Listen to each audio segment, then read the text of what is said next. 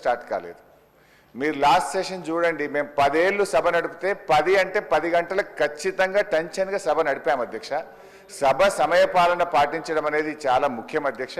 ప్రతిరోజు కూడా ఈ సెషన్లో మీరు చూస్తే రోజు 5 నిమిషాలు 10 నిమిషాలు 15 నిమిషాలు సభ ఆలస్యంగా ప్రారంభం కావడం కరెక్ట్ కాదు అధ్యక్ష. సభ అందరికీ ఆదర్శంగా ఉండాలి, కానీ మనమే ఇట్లా ఆలస్యంగా నడపడం అయితే కరెక్ట్ కాదని మీకు మనవి చేస్తున్నాం.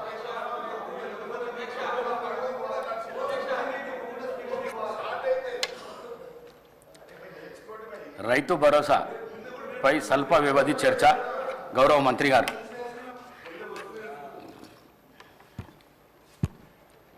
అధ్యక్ష, ఈనాడు అతి ముఖ్యమైనటువంటి రాష్ట్ర రైతాంగానికి అదేవిధంగా రాష్ట్ర అభివృద్ధికి తోడ్పడేటటువంటి వ్యవసాయానికి సంబంధించినటువంటి రైతు భరోసాపై స్వల్పకాలిక చర్చకి అవకాశం ఇచ్చినటువంటి స్పీకర్ గారికి సభ్యులకి అందరికీ ధన్యవాదాలు తెలియజేస్తా.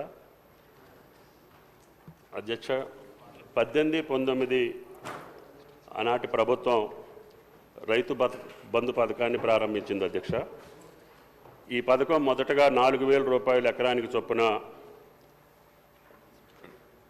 పంటకి అదేవిధంగా 2 దఫాలుగా నమోదు చేసి భూ యజమానులకు అదేవిధంగా ROFR పట్టాదారులందరికీ కూడా 19-20లో ఈ సహాయాన్ని 5,000కి పెంచడం జరిగింది అధ్యక్ష.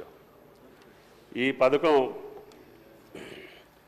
ధరణి పోర్టల్లో లభ్యమయ్యే భూమి హక్కుల రికార్డుల ఆధారంగా నిర్ణయించబడింది అధ్యక్ష.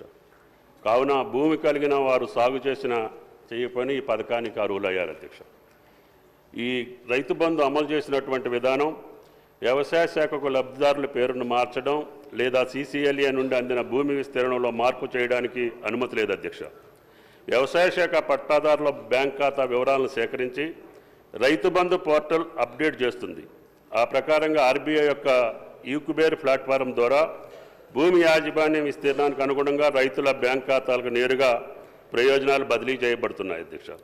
ప్రతి పంట కాలానికి ముందు CCLA కమిషనర్ నుండి గిరిజన సంక్షేమ శాఖ నుండి సేకరించిన పట్టాదారుల డేటా మరియు ROFR పట్టాదారుల ఆధారంగా ఈ పథకం కింద సాయం అందించడం జరిగింది అధ్యక్ష.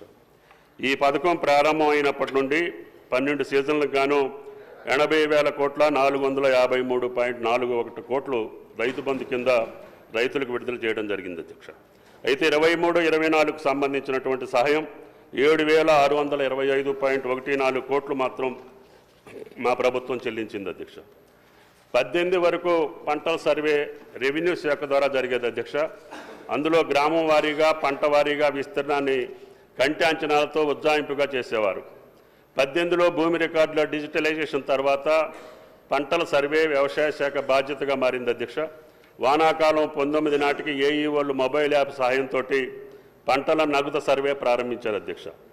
19 పంటల నమోదు ప్రారంభం నుంచి రైతు వారీగా రైతు బంధు సాయం పొందిన విస్తీర్ణం మరియు వారి పంట వేసిన విస్తీర్ణం విశ్లేషణ చేయగా సుమారు 21,283.66 కోట్ల సాగు చేయని భూముల కోసం విడుదలయ్యాయని గమనించడం జరిగింది అధ్యక్ష. ఆ టేబుల్ కూడా మీకు నోట్లో ఏ సంవత్సరంలో ఎంత జరిగింది అనేది కూడా మీకు వివరాలు ఇచ్చాం అధ్యక్ష.